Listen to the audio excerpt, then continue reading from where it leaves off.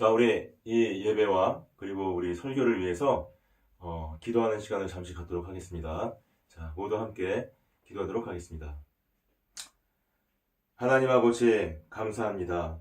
주님께서 인도하여 주시고 개입하여 주시고 또한 아버지 하면서 세워주신 이 예배가 이제 아버지 하면서 장애인 특별 예배로 세 번째 예배를 맡게 되었습니다. 또한 우리 가나안 성덕교회 3주째 예배입니다. 아버지 하나님, 이 예배를 주일 근무자들, 그리고 소상인들, 그 다음 환자들, 그리고 노쇠한 노인분들, 어르신분들, 또한 교회에 참석하기 어려운 우리 장애인분들이 이 예배를 보고 또한 이 예배를 통해서 주님을 만나고 주님을 경험하고 그리함으로써 그분들의 예배를 지키고 그분들의 믿음을 지키겠다는 아버지 하나님이시여 주님께서 허락하신 이 사역이 아버지 잘 진행될 수 있도록 해주시옵시고 또한 이것들을 위하여 여기에 참여하는 모든 사람들이 주님께 축복받을 수 있고 변화해 갈 수 있도록 주여 함께하여 주시옵소서. 모든 말씀을 예수님의 이름으로 기도드렸사옵나이다. 아멘. 아멘. 자, 오늘 말씀 창세기 32장 31절 말씀 보겠습니다. 창세기 32장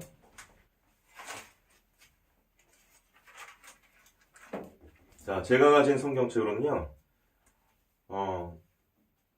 창세기 32장 구약성서 맨 앞에 책이죠. 구약성서 맨 앞에 책 50쪽에 있습니다. 창세기 32장 31절 말씀, 한 절 말씀입니다. 한 절 말씀. 자, 성경에 계신 분은 한번 찾아보시고 그 다음에 성경이 없으신 분은 제가 말씀을 봉독할 때에 잠잠히 들어주시면 감사하겠습니다. 자, 31절 읽겠습니다. 그가 분이엘을 지날 때에 해가 돋았고 그의 허벅다리로 말미암아 절었더라. 아멘.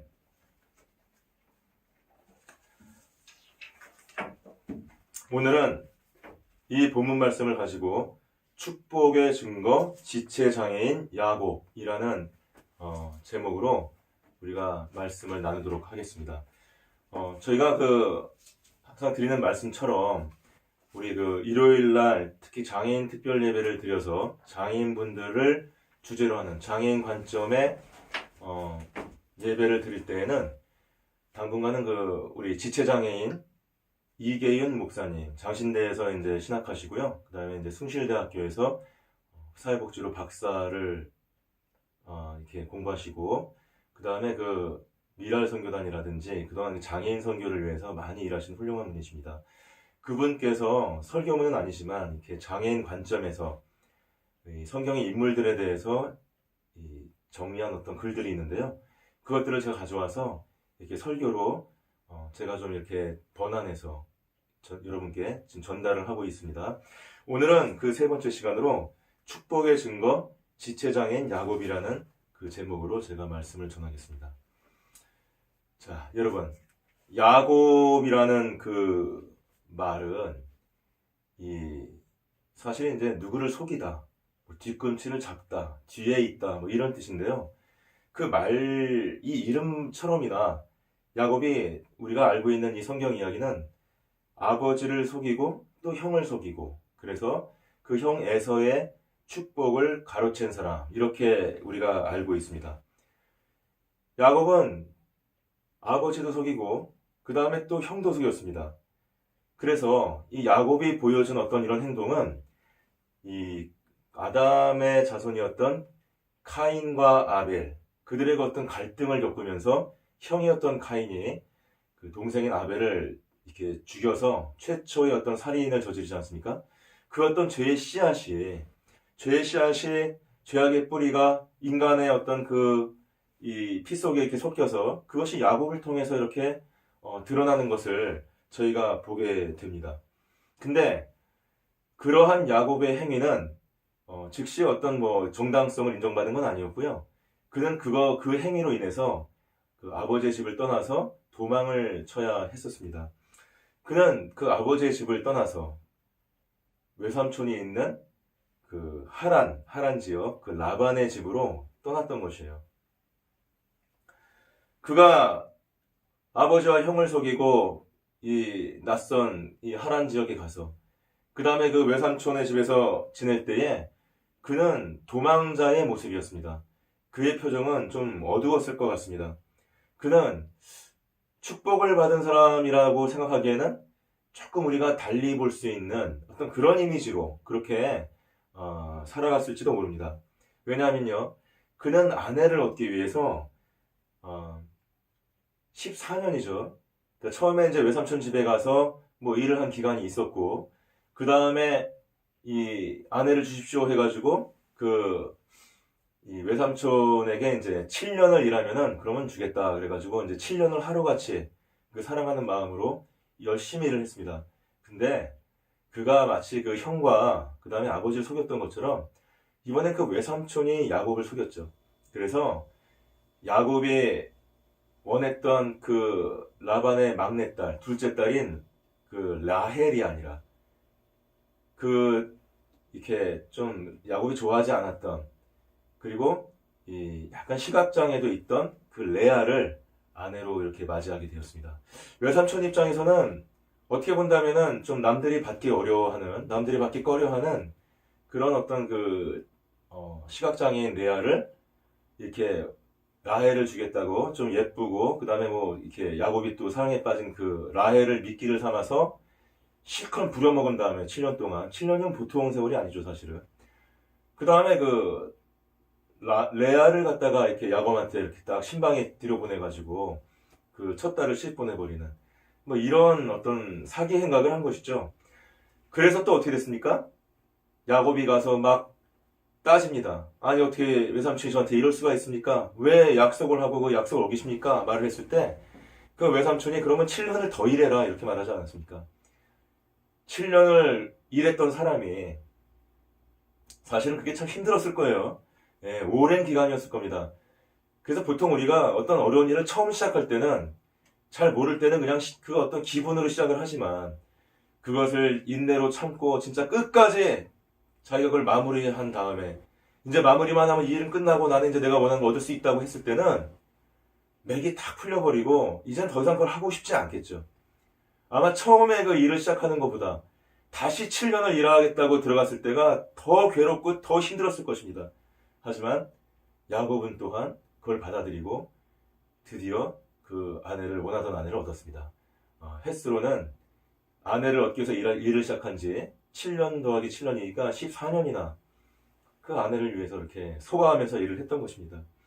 그 다음에 뭐 이런 것처럼 끊임없이 그 야곱의 입장은 그 외삼촌이 그 야곱의 어떤 그 약점을 이용해서 야곱이 함부로 자기한테 대들 수도 없고 어디 갈 데도 없고, 그리고 그 어떻게 보면 그 딸들을 이제 미끼 삼아가지고 야곱이 자기한테는 순종할 수밖에 없다, 잘 보이려고 할 수밖에 없다, 이런 어떤 모습으로, 이런 어떤 사정 때문에 끊임없이 어떻게 보면 야곱을 그 약점으로 괴롭혔습니다.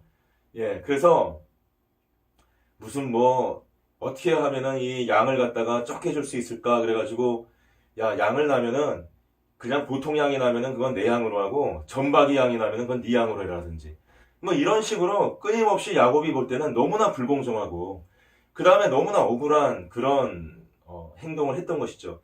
직장 상사라고 생각을 했을 때 라반은 정말 우리가 이해할 수 없고 존경할 수도 없고 받아들일 수도 없는 그런 직장 상사죠.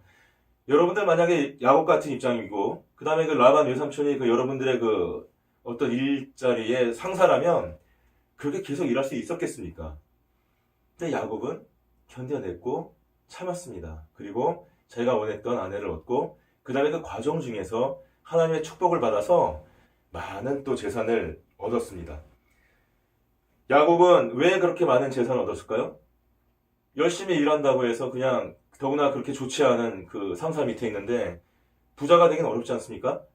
근데 아까 그 점박이 양의 그 말을 했던 것처럼 이 라반이 보통 양을 낳으면은 내 걸로 하고 네가 열심히 그 양을 키워가지고 점박이 양을 낳으면은 네 야곱의 네 것으로 해라 이렇게 하니까 하나님께서 놀랍게도 점박이 양만 이렇게 태어나게 하셨어요.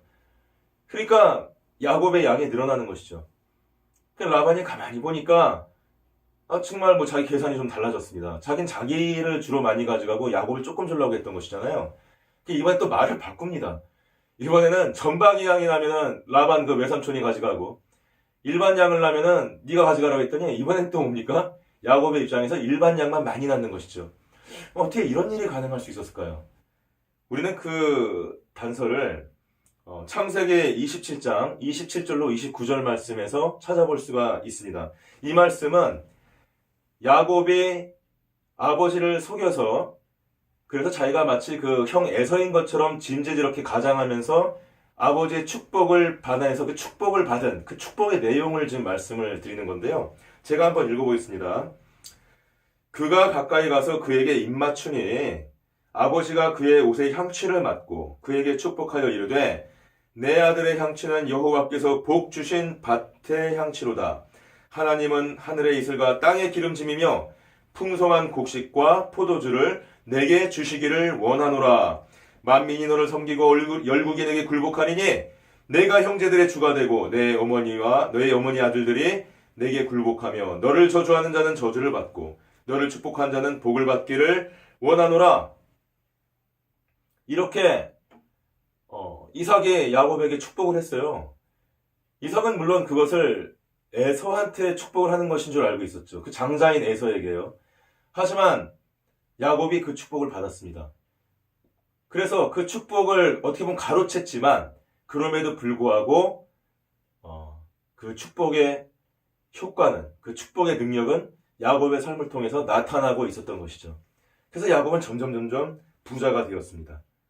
자, 근데 이 야곱의 그러니까 아버지의 기도대로 축복을 받은 이제 야곱이었지만, 하지만 그는 여전히 도망자의 입장이었습니다. 그 라반이라는 외삼촌 집에서 어떻게 본다면은 처음에 가서 일하고 또 그 아내들을 얻기 위해서 일하고 20여 년 가까이를 이렇게 일을 했지만 거기는 여전히 어떻게 본다면 자기를 한 식구고 네 거 내 것이 없는 그런 식구가 아니라 그 라반엔 또 아들들이 있었어요. 그래서 어떻게든지 자기들의 재산을 많이 늘리고 그 다음에 야곱의 것은 좀 적게 주고 뭐 이런 식으로 끊임없이 어떤 그 긴장과 계산 속에서 서로 거래하듯이 이런 어떤 관계였던 것입니다. 그래서 이 야곱은 언제나 그 마음이 내가 여기는 있을 곳이 아니구나 하는 그런 생각이 있었지요. 우리는 야곱의 어떤 이런 입장을 어떻게 본다면 이 성경책을 통해서 또 단서를 찾을 수가 있습니다. 우리가 야곱이 그 아버지를 속여서 장자 축복권을 가로챈 다음에 에서에게 들켜서 뭔가 이 봉변을 당하기 전에 막 도망가는 이제 그때로 한번 돌아보겠습니다. 자, 그때 돌아가면 그가 이 고향을 떠나서 그 다음에 이제 그 외삼촌의 집 라반이 있는 하란으로 갈 때에 그때 그는 기묘한 일을 당합니다. 어떤 일을 당합니까?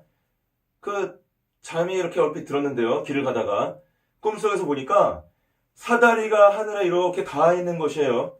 그리고 천사가 그 사다리를 오르락내리락 하면서 왔다 갔다 하고 있는 것이에요. 어떻게 본다면 그 당시에 야곱은 축복은 받았지만 거의 무일푼으로 지금 이 외삼촌의 집에 가는 입장이었습니다. 그 외삼촌이 실제로 그 야곱에게 그렇게 잘했던 분이 아니지 않습니까? 그 어머니는 어떻게 본다면 외삼촌의 성품을 알고 있었을 것이에요. 그래서 어떻게 본다면 야곱이 떠나기 전에 어떤 주의의 말도 해줬을지도 모릅니다. 너의 라반 그 외삼촌은 이런 성격이란다. 네가 어떤 그런 부분이 있을 때 이렇게 참아야 된단다. 네가 가서 어떻게 어떤 그런 어려움을 잘 견디면 그러면 네가 축복을 받았기 때문에 언젠가는 좋은 일이 있을 것이다. 참고 견디거라 내 아들아. 뭐 이런 얘기를 했을 겁니다. 여러분 생각을 해보세요. 돈 한 푼도 없이 그 알지도 못하는 외삼촌인데 그 외삼촌도 뭐 이렇게 좋게 소문난 사람이 아닌 것 같아요. 어머니가 자기한테 말씀을 하는 거 보니까. 물론 말씀을 했다는 말은 이 성경책에 나오진 않습니다. 근데 그런 심정으로 하염없이 그 길을 향하고 가고 있을 때 그리고 내가 지금 떠난 땅은 어떤 땅입니까? 야곱이 그 축복을 왜 받았습니까? 하나님의 아브라함과 이삭에게 준 그 축복의 내용이 무엇이었죠? 아브라함이 하나님의 말씀에 따라서 창세기 12장에서 이렇게 고향 땅을 떠나가지고 갈 때에 하나님이 두 가지를 약속했죠. 하나는 뭡니까? 내가 네가 갈 곳을 인도하여 주겠다. 내가 알려주겠다. 두 번째는 무엇입니까? 너의 자손이 저 하늘의 별과 같이 저 바닷가의 모래처럼 굉장히 많게 축복해 주겠다. 그 축복을 지금 야곱이 내가 받은 거란 말이에요. 근데 내가 그 축복을 받아서 내 자손이 앞으로 많이 어떻게 될지는 야곱은 지금 모릅니다. 하지만 적어도 한 가지는 분명하죠. 이삭이 있던 바로 그곳 땅이 바로 하나님이 아브라함에게 지시하고 인도하신 그 땅이었어요. 그 땅이 축복의 땅이었지요, 사실은. 내가 근데 그 축복의 땅을 떠난다는 것은 어떻게 본다면 하나님의 약속하신 그 축복의 장소를, 그 축복을 받을 수 있는 그 조건을 내가 지금 뭔가 피해서, 내가 지금 어쩔 수 없이 떠나고 있는 건 아니겠습니까? 내가 축복을 받았지만 내가 지금 그 축복의 장소를 지금 떠나고 있는 것이에요. 그러니 야곱이 불안하지 않겠습니까? 야곱은 그렇다고 돌아갈 수도 없습니다. 축복의 장소로 돌아갈 수도 없습니다. 그때 야곱이 꿈을 꾸었던 것이죠. 야곱의 마음이 착잡하고 염려가 되고 이럴 때에 누가 만나 주셨습니까? 바로 하나님이 야곱을 만나 주셨습니다. 그래서 그 하늘에 이렇게 닿은 사다리에서 이렇게 천사들이 왔다 갔다 하는 것을 볼 때에 그때 이 하나님께서 창세기 28장 10절로 22절 말씀에 보면은 이런 취지의 말씀을 야곱에게 주시죠. 네가 지금 누워있는 그 땅을 내가 너에게 주겠다. 그리고 그 땅을 줄 뿐만 아니라 너의 자손이 티끌같이 굉장히 번성해서 그냥 번성만 하는 게 아니라 여기저기 남과 북으로 막 퍼져나가는 것뿐만이 아니라 너의 자손으로 인해서 세상의 모든 족속들이 복을 받을 수 있도록 내가 해주겠다. 이렇게 약속을 하셨습니다. 여러분, 실제로 이 말은 이루어졌죠. 왜냐하면 그 야곱의 자손들이 이스라엘 백성이 되는 것이고 그 백성 중에서 누가 나옵니까? 예수 그리스도가 나오고 지금 저와 여러분이 예배를 드리고 하나님께 우리가 이 하나님의 은혜를 받고 살면서 주님께 예배자로 서서 주님이 공급하시는 것을 살고 소망을 가지고 우리가 평안을 누릴 수 있는 것은 다 이 야곱의 자손들 때문에 우리가 그 축복을 이어서 전해받은 것이잖아요. 엄청난 사실은 이 축복을 받았습니다, 야곱은. 근데 이거를 그때 그 당시 야곱은 몰랐겠죠. 야곱은 단지 무엇을 바랬습니까? 그때 그 야곱이 하는 말이 무엇이었습니까? 그때 28장 역시 그 20절에서 22절 우리 한번 볼까요? 창세기 28장 20절에서 22절 보면 자, 요렇게 말을 합니다. 자, 창세기 28장 21절. 하나님께서 나한테 그런 축복을 주시네요. 너무 감사합니다. 근데 저는 사실 그게 뭔지는 잘 모르겠지만요. 제가 정말 바라는 것은 이거 하나입니다. 그게 뭐냐면요. 내가 평안히 아버지의 집으로 돌아가게 해주십시오. 그게 뭡니까? 내가 지금 떠나온 그 축복의 땅, 언약의 땅, 자기 가족들이 있는 어머니와 아버지가 있는 그 땅으로 언젠가 내가 돌아가게 해주십시오. 그래서 그렇게 돌아가게 해주신다면 여호와께서 나의 하나님이 되실 것입니다. 그리고 내가 오늘 이 기둥으로 세운 돌이 하나님의 집이 될 것이고 하나님이 내게 주신 모든 것에서 10분의 1을 내가 반드시 하나님께 드리겠나이다. 여기 11조에 어떤 유래가 나오잖아요. 야곱은 지금 소망하는 게 뭐냐면요. 야곱은 지금 떠나고 싶지 않은 거지요. 떠나고 싶지 않은데 억지로 지금 도망가고 있는 것이에요. 겁나니까 에서가. 근데 야곱의 소망은 무엇이에요? 축복을 받고 자손이 먼 데에서 이렇게 엄청난 일을 하고 다 좋지만 주님, 내가 지금 바라는 것은 무엇이냐면 나를 돌아갈 수 있게 해주십시오. 야곱은 어떤 사람이었습니까? 그 라반의 집에 있을 때 그 다음에 그 라반에게 그 핍박을 받으면서 사기를 당하면서 고초를 당하고 있을 때 그 고초를 견디어내면서 어떻게 본다면 그 어머니가 떠나기 전에 그 말했을 것 같은 그 어머니를 갖다가 이 말씀을 이렇게 자꾸 이제 참고 기라님이 이렇게 곱씹어 가면서 견디고 그 가정을 이루고 그 다음에 아내를 얻고 그러면서 이상하게 하나님께서 자기를 하나하나 이렇게 축복해 주시는 것을 보면서 어쩌다면은 그 하란에서 야곱이 이렇게 많은 그 재산을 얻게 되고 하나님의 축복으로 그 다음에 가족을 얻어서 정착할 수도 있었지만 야곱은 사실은 상실자였던 것입니다. 어떤 의미에서요? 하나님의 축복의 장소를 떠나왔다는 것에서 내가 가고 싶은 장소, 내가 원하는 어떤 장소가 있습니다. 여러분들 그렇지 않습니까? 여러분들도 여러분이 있고 싶어하는 장소가 있습니다. 그것이 어딥니까? 어떤 분들은 그 장소가 어떤 좋은 대학교의 강의장일 수도 있습니다. 지금 학생분들은. 또 어떤 분들은 그 장소가 뭐 어떤 강남에 있는 아파트에 뭐 거기 뭐 거실에 이렇게 내가 앉아있는 내가 주인으로서 뭐 그런 장소일 수도 있습니다. 또 어떤 분들은 그것이 굉장히 안정되고 좋은 직업을 가져서 근데 거기서 일하고 있는 바로 그 장소일 수도 있습니다. 야곱은 지금 그 장소를 상실한 거예요. 장소를. 그래서 여러분들과 같이 그 장소를 지금 그리워하고 있는 것입니다. 내가 지금 있는 이 장소는, 내가 지금 있는 이 하란 땅은 내가 바라는 장소가 아닙니다. 저는 상실자예요. 저는 도망자예요. 여기 있는 동안은. 야곱은 돌아가고 싶어 합니다. 떠날 때부터도 그랬습니다. 그리고 그 땅에 살면서 끊임없이 내가 여기 있는 것은 이것은 내가 있을 곳이 아니다. 나는 하나님의 축복을 주신 바로 그 땅으로 돌아가야 된다. 아버지와 어머니의 땅으로 돌아가야 된다. 이렇게 생각하지 않았겠습니까? 그리고 하나님께서는 결국은 그 때를 이제 허락하셨습니다. 이제는 야곱이 이제 거기 더 이상 있을 수도 없고 있기도 어려운 상황이 되어버렸던 것이죠. 그래서 야곱이 꾀를 내서 자기의 그 어떤 가족들과 재산들을 다 미리미리 꾸려가지고 야반 도주를 해버리죠. 도망가 버리는 것이에요. 예.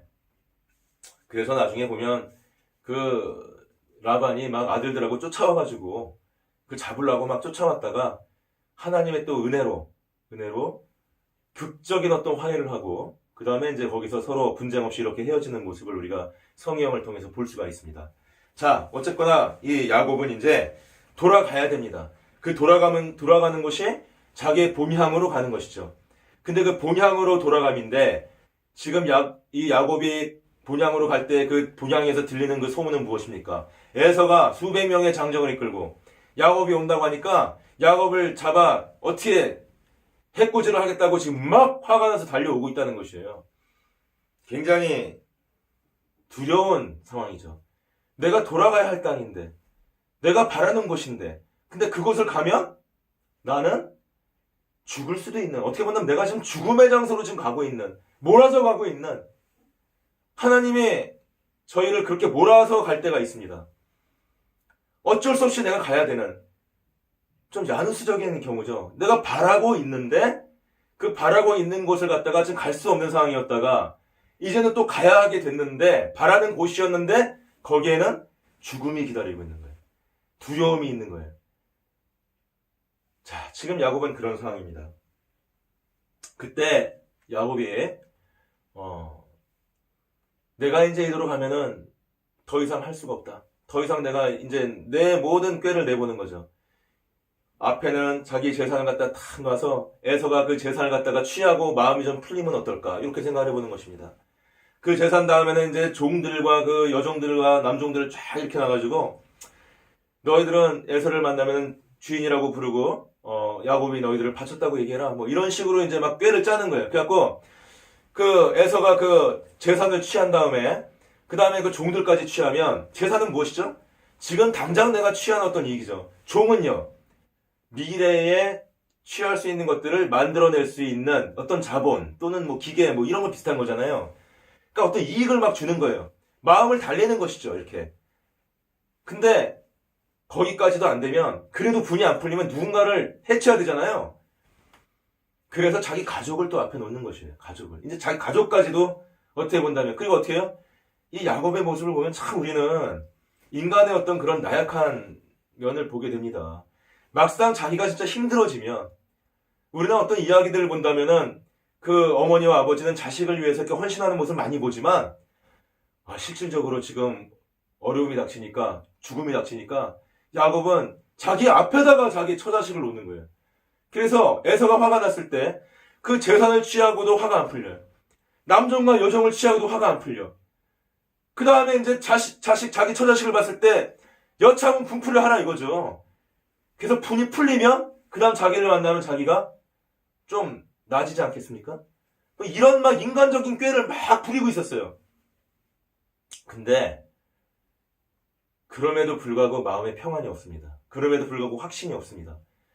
그래서 야곱은 자기가 떠날 때에 그 베델에서 하나님을 만났던, 하나님의 약속을 받았던, 그리고 하나님께 서원했던, 내가 아버지의 집에 온전히 돌아가게 하시면 여호와께서 나의 하나님이 될 것입니다 라고 서원했던 그것을 떠올렸죠. 그래서 이제 어떻게 했습니까? 하나님을 부르기 시작한 것이에요. 주님, 내가 이제 돌아와야 되게 되었습니다. 내가 그때 서원한 것처럼 온전히 나로 하여금 돌아갈 수 있게 아버지 저를 보호하여 주십시오. 저를 축복하여 주십시오. 아주 그냥 밤을 새가면서 이 약복강가에서 엄청나게 진짜 애를 써가면서 천사와 씨름을 하였다? 천사와 씨름을 하였다. 물론 뭐 진짜로 어떤 천사가 와서 씨름을 했을지도 모르죠. 근데 그럴 정도로 엄청나게 온 힘을 다해서 막 떨치고 나가려는 걸 붙잡는 그 심정으로 그렇게 기도를 했다는 것이에요. 기도를. 왜? 베델에서도 기도를 했던 거예요. 잠자다가 이걸 받고 기도를 했던 거지. 서원 기도를. 기도를 지금 시작한 거예요. 야곱이. 간절하게 기도했습니다. 간절하게. 성경에서는 그 천사가 야곱의 환도뼈를 쳤다. 환도뼈가 어딥니까? 환도뼈가 이 다리와 그 다음에 이제 몸통을 잇는 그 골반뼈. 그죠? 그 부분을 말을 하는 것이에요. 환도뼈라는 것은. 근데 이 환도뼈를 쳤다. 물론 이 문맥대로, 이 문장에 나온 대로, 성경 말씀대로 진짜로 천사가 그 환도뼈를 쳤을 수 있어요. 근데 그 환도뼈는 그냥 어떤 의미가 없는 것이 아니었어요. 그 환도뼈라는 것은 이스라엘 민족이라는 것이 뭐냐면, 이스라엘 민족은 내가 이스라엘 민족입니다라는 것을 갖다가 내가 표시하기 위해서 남자들 같은 경우에는 할례라고 해갖고 이렇게 귀두 부분을 둘러싸고 있는 그 살갗을 갖다 자르죠. 우리나라 사람들도 남자들은 그걸 하지 않습니까? 근데 그것을 보고 내가 하나님의 백성이라는 것을 갖다 내가 증표로 삼는 거예요. 증표로 삼는 건데, 그래서 그 족장 시절에는, 옛날 시절에는 이스라엘 사람들이 뭔가 맹세를 할 때 그 환도뼈 부분에 뭐가 있습니까? 그 하나님의 백성의 증표가 있는 것이죠. 남성의 경우에는. 그러면 내가 하나님의 백성입니다라고 그 증표 가까운 곳에 이렇게 손을 대고, 그 환도뼈에 손을 대고 맹세를 하는 그런 습관이 있었어요. 환도뼈라는 것은 무엇을 상징하는 것입니까? 이스라엘 민족이다.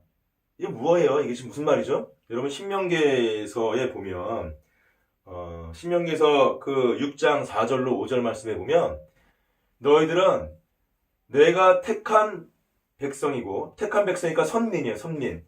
그리고 성스러운 나의 백성. 그러니까 성스러운 백성. 그래서 신명기에서 볼 때 하나님께서 이스라엘 백성을 뭐라고 말씀하시냐면 성스러운 백성, 성민이고 내가 택한 백성, 선민이다.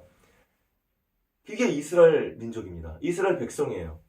그 환도뼈는 어떻게 본다면 그런 부분을 좀 드러내고 있습니다. 우리가 신학적으로 바라봤을 때는. 근데 바로 그 부분을 친 거죠. 쳐가지고 그 부분이 무너진 거예요. 어떻게 본다면 무너졌습니다. 자, 그것이 정말 이 야곱이 너무나 간절하게 온갖 발버둥을 치면서 어떻게 기도를 하다 보니까 이게 뭐 탈골이 됐을 수도 있고요.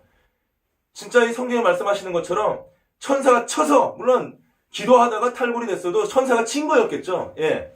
쳐서 그렇게 탈골이 됐을 수도 있습니다. 어쨌거나 이 환도뼈가 이스라엘 민족을 나타내는 그 증표가 이렇게 탈골이 돼서 무너져 버렸어요. 우리가 이 부분을 오늘 본문으로 삼은 건데요. 창세기 32장 31절에 보면 오늘 본문 말씀. 그래서 그가 이 환도뼈를 쳐가지고 이제 다리를 절게 되었더라. 32장 31절. 그가 분이엘을 지날 때 해가 쏟았고 그의 허벅소리로 말미암아 절었더라. 이제 장애인이 되었습니다. 야곱은. 왜요? 환도뼈가 탈골이 되어버렸어요. 그리고 그것이 난 것이 아니라 계속 야곱은 사실은 지체장애자로 지체장애인이 될 수밖에 없었습니다. 우리가 이 장면을 저희가 오늘 좀 집중해서 좀 생각을 해봐야 되는데요. 이게 무슨 의미가 있을까? 자, 그래서 저는 이제 이렇게 한번 여러분께 얘기를 해보겠습니다. 여러분, 야곱은 이 절대절명의 순간에 절대절명의 기도를 하고 그 다음에 그 환도뼈가 탈골되면서 내가 너를 축복하겠다 라는 말을 기어이 듣고 말았습니다. 자, 이제 그 서운했던 말을 들었죠. 아버지께 온전히 돌아가게 해주겠다. 나는 이제 여호와가 나의 하나님이 되는 것입니다. 여호와가 나의 하나님이 되십니다, 이제는. 자, 그러면 내가 뭐가 되는 거예요? 하나님의 택한 백성. 너는 나의 백성이 되는 것이죠. 자, 예전에 야곱은 무엇이었습니까? 그 야곱이라는 이름은 뒤에 있는 자, 앞에 있고 싶은데 뒤에 있었어요. 장자이고 싶은데 장자가 아니었어요. 그래서 그 장자가 되고 싶어서 뒤꿈치를 잡은 자, 그 형 에서가 나갈 때, 그 태에서 나갈 때 뒤꿈치를 잡았다는 거예요. 너무나 안타까워서. 내가 뒤에 있기 때문에.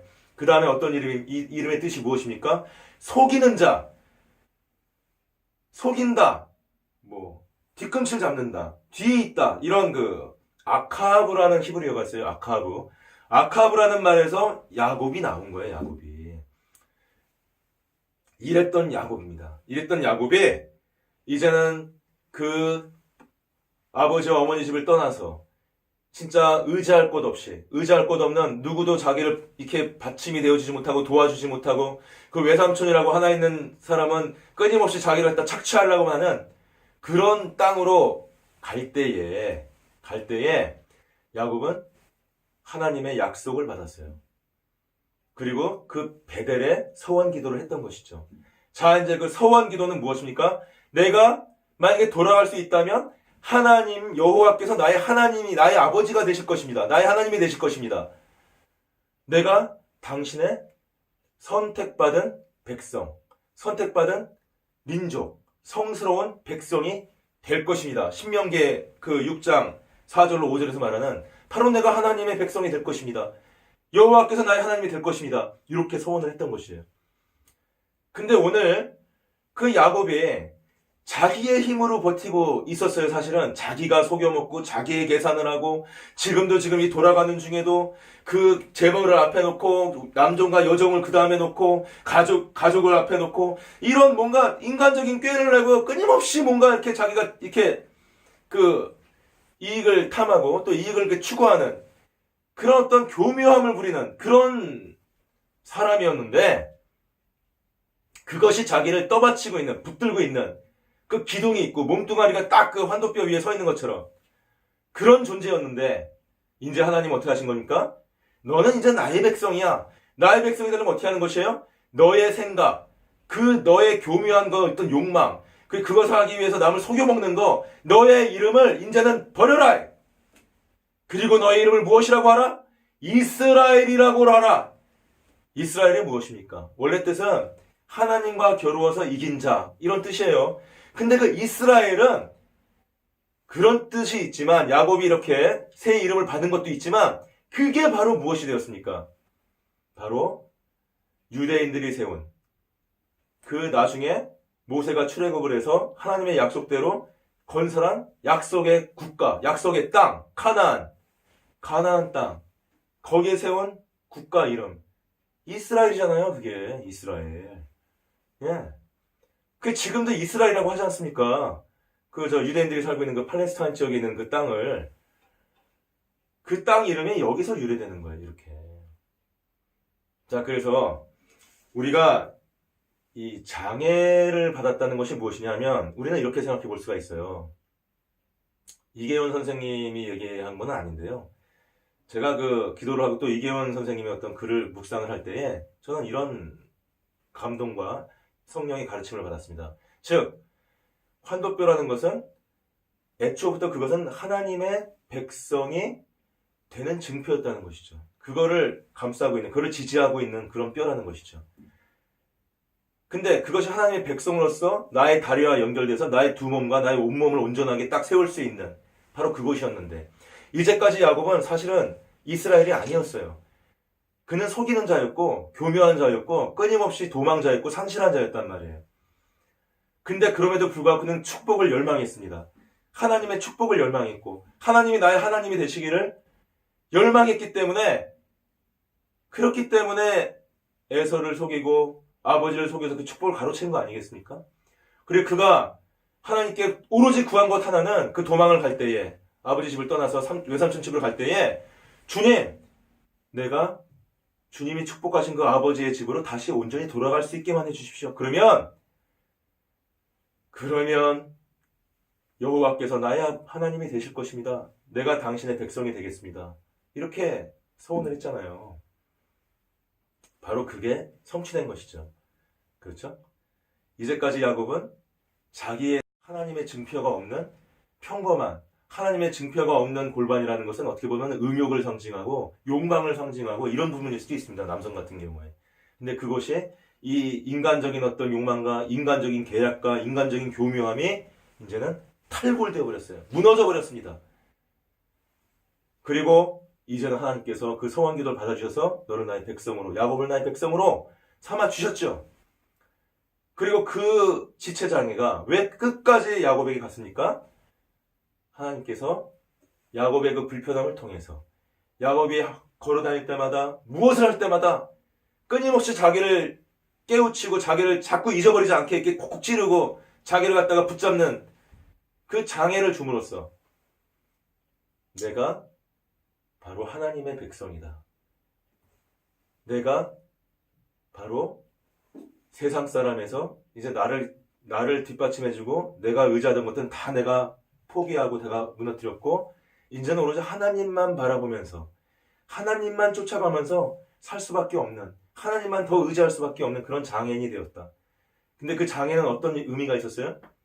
세상 사람에서 하나님의 백성으로 변해가는 그 증표의 의미가 있었고 그 다음에 그 하나님의 백성이 됐던 야곱이 다시금 자기가 이제는 또 아버지의 집으로 돌아가서 뭔가 더 풍족해지고 라반 그 외삼촌 집에 살 때보다 더 안정되고 뭔가 좀 자기가 더 축복을 받았을 때 교만해지고 다시 옛날 생각이 나고 옛날 풍속이 떠올라서 하나님의 백성 된 그 모습을 잃어버리고 그러므로 인해 가지고 주님께서 계획하신 그 복받는 민족을 세워서 복받은 백성들을 통해서 예수 그리스도를 준비해가는 그 고귀한 사명을 갖다가 흐트러뜨릴까봐 그걸 잊어버릴까봐 인간적인 어떤 그런 그 연약함 때문에 그 고통의 때를 잊어버리고 다시 옛날로 돌아갈까봐 하나님의 사람으로 살라고 주님께서 주신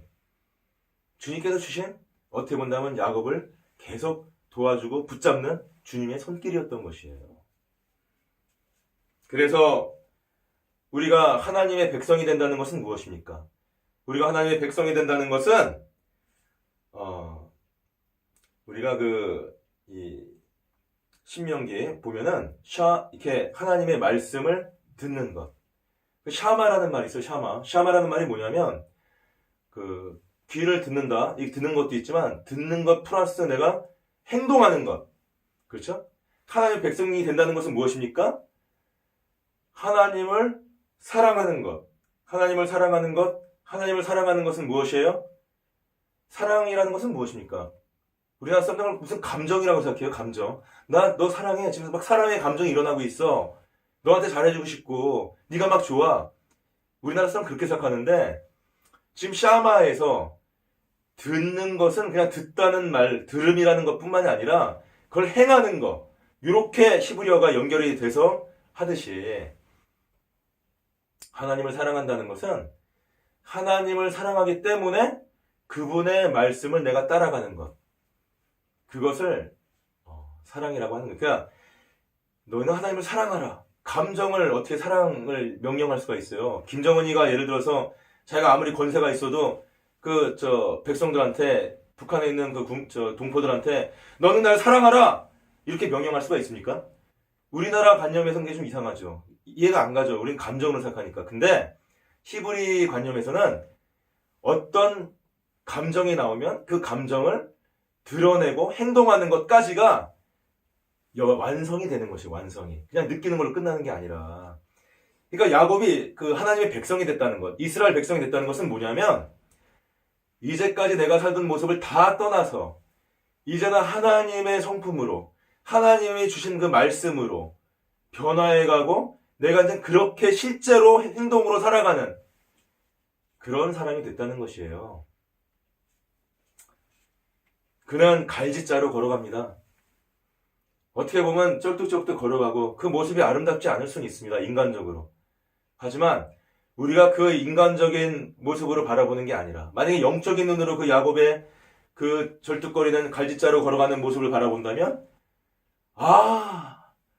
바로 저 걷는 순간순간마다 야곱이 예전에 자기가 익숙하고 그렇게 살아왔던 어떤 사고방식, 살아왔던 어떤 습관 이런 것들을 끊임없이 순간순간 내가 하나님의 약속과 하나님의 그 축복과 하나님의 은혜와 하나님의 어떤 자기를 이스라엘 삼아준 자기의 백성된 하나님의 백성된 자기의 정체성을 자각하면서 끊임없이 하나님의 뜻으로 살아가라고 이렇게 깨닫게 하시고 건드리고 건드는 하나님의 손길이구나 라고 알 수가 있지 않겠습니까, 여러분? 자, 그래서 야곱은 이 하나님이 그렇게 이제 약속을 들어주셨기 때문에 이제는 에서한테 해꾸짐을 당하지 않았어요. 놀라운 일이 벌어졌습니다. 에서가 만나서 살기가 등등해서 왔다가 갑자기 마음이 바뀌었어요. 그래서 야곱을 보자마자 내 동생이구나. 내가 이제까지는 미워했지만 내가 진짜 내 동생이고 내가 정말 사랑하는 내 가족이 내 핏줄이구나. 갑자기 마음이 바뀐 거예요. 그래서 우리가 보면은 그 창세기 33장 10절에 보면 야곱도 이제는 두려움에 또 내가 무언가를 뺏는 뭐 이런 어떤 그런 관계가 아니라 나의 형님이다. 내가 순종해야 되고 내가 내 핏줄로서 내가 사랑해줘야 되고 내가 건사해줘야 되고 내가 도와줘야 되는 정말 고귀한 나의 형님이다. 이렇게 말하지 않습니까? 야곱이 이르되 내가 형님의 눈앞에서 은혜를 입었사온즉 은혜가 뭡니까? 용서를 받았잖아요. 내 아우야 나 되게 좀 두려워서 나 죽을 줄 알았는데 은혜를 받았사온즉 청하건대 내 손에서 이 예물을 받으소서. 이제는 아깝지가 않습니다. 하나님을 이제 알게 되고 하나님의 백성으로 살게 된 사람은 재물을 위해서 옛날에 형을 속였을지도 몰라요. 그 축복을 가로채려고.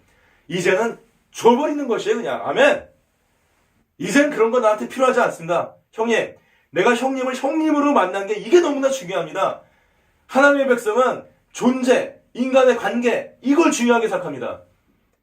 어떤 사람을 도구로 삼고 그 사람을 통해서 이익을 얻고 그래서 목적이 사람이 아니라 재물인 것, 목적이 관계가 아니라 재물인 것, 내 이익인 것, 그런 이기심에 이렇게 붙잡힌 그런 존재가 아니에요. 하나님의 백성은 형님을 만난 그 기쁨에, 그리고 그것이 바로 우리가 기다렸던, 우리가 꿈꿨던, 우리가 이제까지 상실했던 관계, 존재의 만남, 이런 것이었어요. 이젠 아깝지가 않은 거예요. 형님이 예물 다 가져가십시오. 형님이니까 아깝지 않습니다. 형님이 나를 동생으로 삼아주셨기 때문에 그게 난 너무나 감사합니다. 다 가져가세요. 이렇게 되는 것이죠. 내 예물을 받으십시오. 내가 형님의 얼굴을 배운즉 하나님의 얼굴을 배운 것 같다. 하나님의 얼굴을 배운 것 같다? 형님 이제 무섭지 않습니다.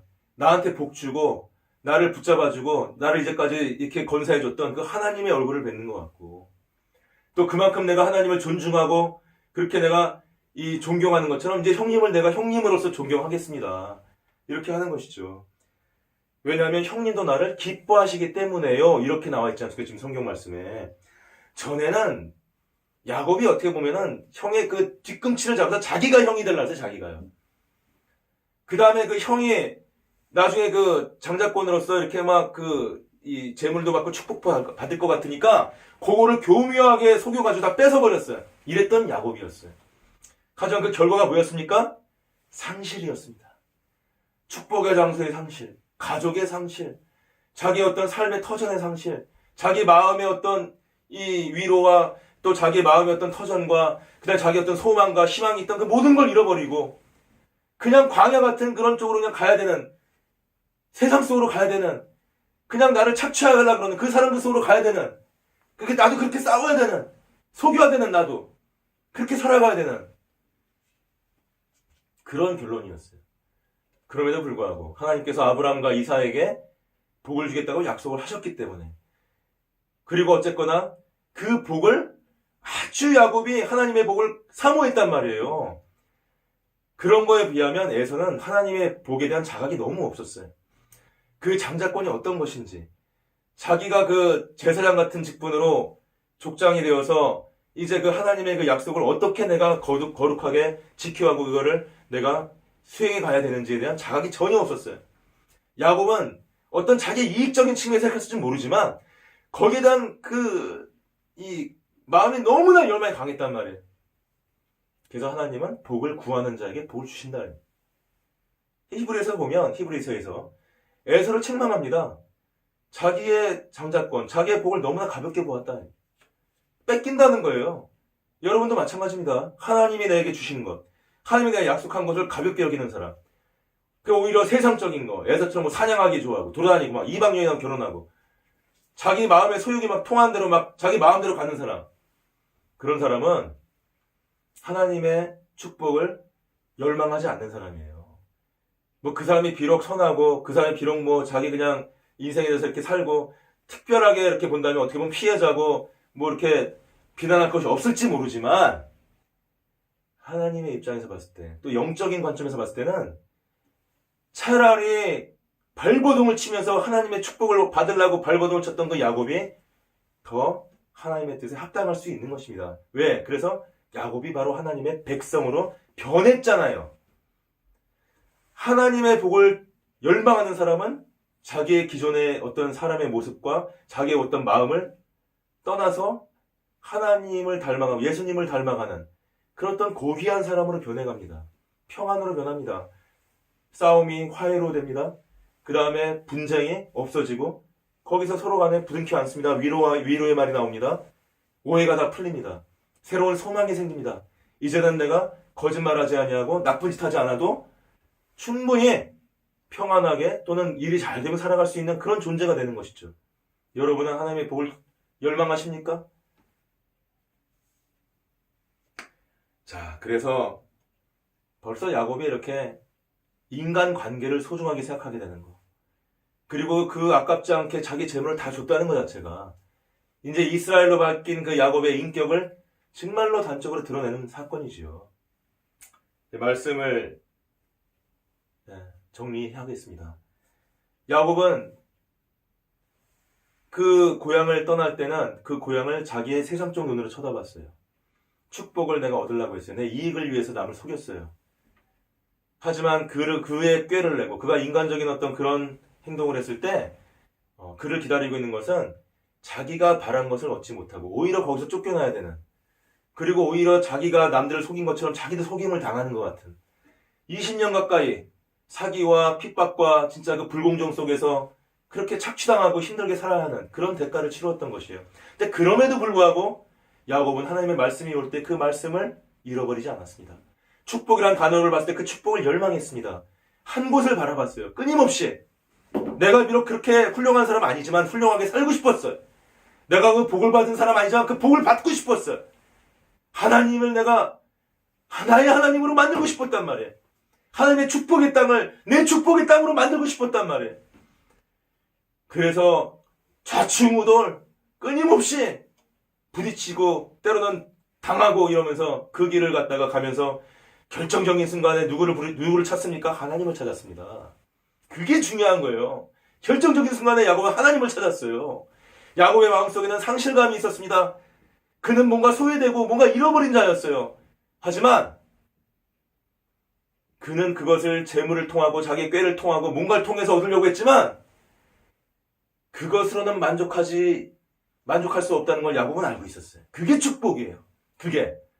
그래서 그는 궁극적인 걸 원했습니다. 하나님의 진정한 축복을 원했습니다. 그리고 하나님께서는 그 복을 구하는 자에게 주님의 복을 주시는 분이십니다. 아멘! 아멘. 여러분 이 말씀을 아멘 하십니까? 이 방송을, 영상을 보고 계신 장애인분들도 계시고 또 뭐 다른 분들도, 비장애인분들도 계시겠지만 우리가 갖고 있는 약점들이 있지 않습니까? 그것이 무엇입니까? 또 우리가 어떤 소망하고 욕망하는 것들이 있지 않습니까? 그것이 무엇입니까? 저는 오늘 이 야곱의 이야기를 통해서 여러분들에게 두 가지를 말씀을 드리고 싶습니다. 하나는 무엇입니까? 궁극적인 거, 진실한 거.